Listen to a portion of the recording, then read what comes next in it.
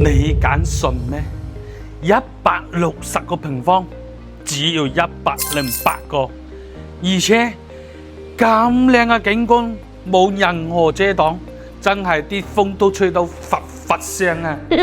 同埋我哋3.5米嘅一個開間大廳，同埋一個4米嘅餐廳開間。呢邊呢就門口熱鬧位置，隱私性非常之好，起碼你平時坐喺廳入邊，人哋都望唔到你。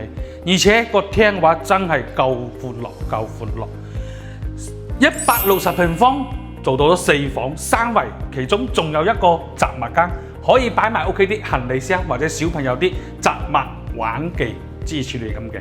有2個套間，一個係主人套間，另外一個套間屋企有父母嘅長者嘅就可以住另外一個房間。